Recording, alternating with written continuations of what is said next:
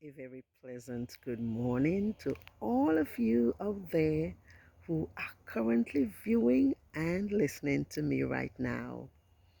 Today is Saturday, August 24th, 2024, and I feel a strong sense of obligation to come to you today to address some key issues and, of course, to give some pointers, an account of the reopening of schools within the next 2 weeks. So, as educators, we must return on Monday to, of course, put things in place and get our bearings. And then the following week, the students themselves will be excited, I hope. Some may be a bit anxious, some may be a bit intimidated or a little concerned as they prepare to get into schools for the 2024-2025 school year. I need to address all the stakeholders, and I'm talking specifically to us as educators, to the parents, to the children, and then our supervisors and the society at large. I wish, first of all, to talk to you parents, and I understand what it means to be a parent with school-age children because I myself had children who were once in school. The very last one is still engaged in a learning institution, but the others are now grown. So parents, I've got a special word for you. And I'm not getting on your backs. I just want to tell you some things as I see are so important that you need to remember. So, of course, I need you to first do something for yourself and for your children. I need you to examine yourself. Examine yourself and see where you are mentally, emotionally. How are you doing? What sort of headspace are you in as the school year is about to begin? I know within the last couple of weeks, we have been really put off by all of the violence and the gun crimes and all the other untoward incidences that have been occurring. And they have been particularly occurring because young people were involved. We are all aware of that gruesome discovery of a young girl, and we are all perturbed and disturbed by all of that. So I want you parents, first of all, to examine where you are mentally and emotionally. How are you doing? How are you feeling? Are you prepared for your child to be out there? And then, of course, I need you to examine yourself to see where you might have fallen short. I know many times we do not necessarily want to hear about our shortcomings, but it is important. Have you been responsible? Have you been there for your child? Have you been on top of your game as it relates to the spiritual upbringing of your child and even the spiritual life that you yourself are living? Have you been on top of your game with regards to the moral values and the spiritual principles that you have instilled in your child? Have you been praying with and for your child? Have you been making sure that the friends that they keep are wholesome? Just how have you been doing with yourself? Are you one of those parents who tend to cast all of the blame on the educational system? Are you one of those parents who tend to think that the other person's child is worse than yours? Are you one of those parents who keep saying that your child will never do this or never do that, but you yourself have not laid down some ground rules. Just what is happening with you? I need you to think about that. And here again, I'm not casting blame on anyone. I'm just asking you to do a reality check as we think about the upcoming school year. And then I need you to be responsible.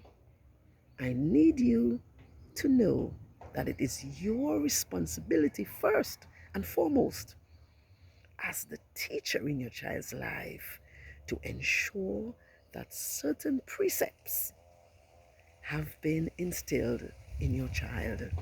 There are many, many mean-spirited children. There are many discourteous children.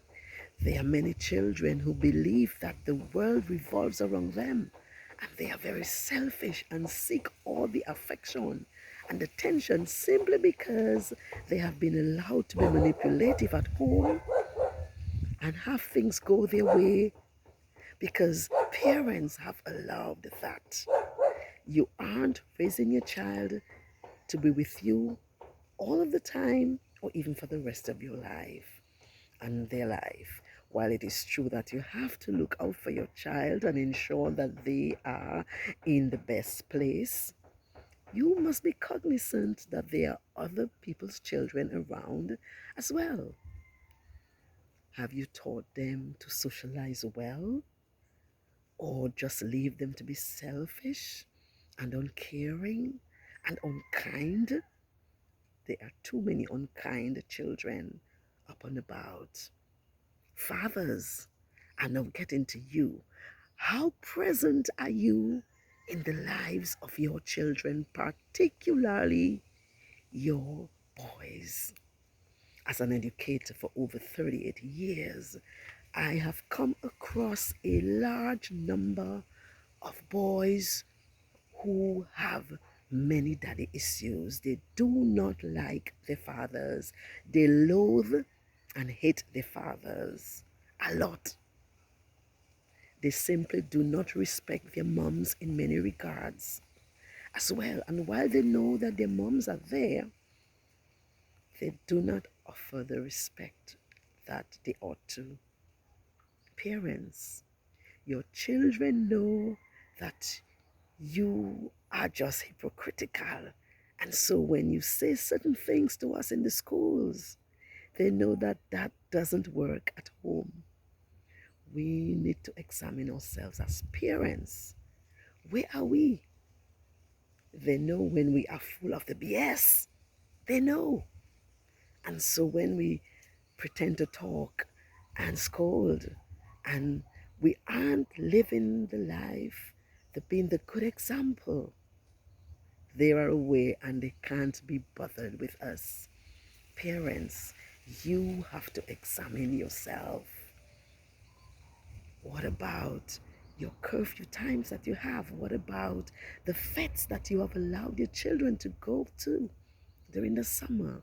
What about the type of clothing that you allow your underaged children? And notice I say underaged children, because as adult children, we can't dictate what they ought and ought not to wear. They are adults, and if we have done our part, we aren't responsible. But if you are the parent of an underage child, it is your responsibility to ensure that how they dress and the persons among whom they go and interact are noteworthy.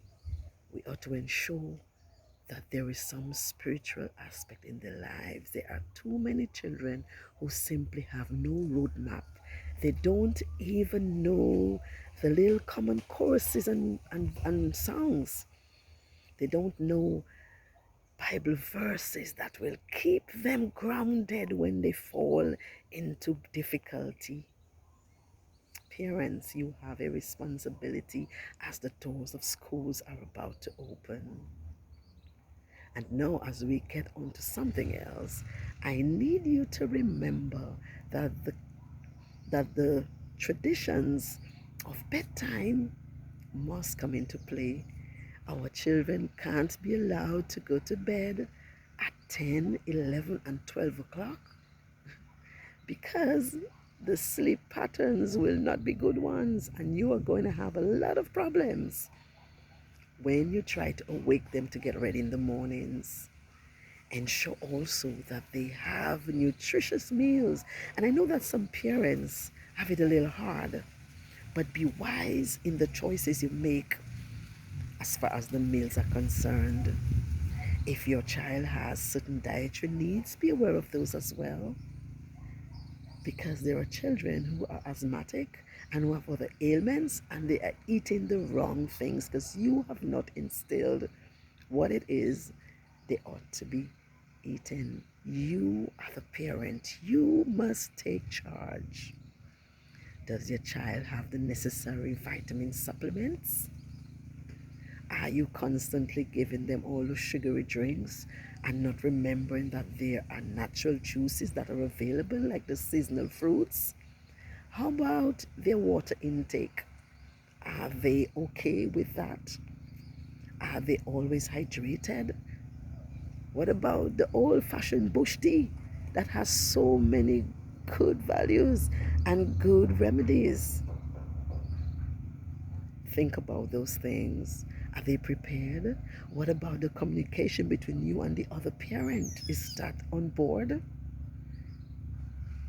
Parents, I need you to take responsibilities. And I want to touch now to you mothers. What are you saying to your children about their dads? That is going to rub them the wrong way. That is going to have an impact as they come to us. You have to be careful what you're doing.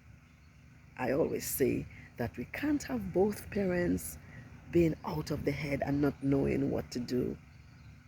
And then, of course, I need to let you know that if you yourself have failed your child and are thinking that you aren't able, I urge you to get the help that you need to make sure that your child is on the right track. None of us are perfect, but we can do our part.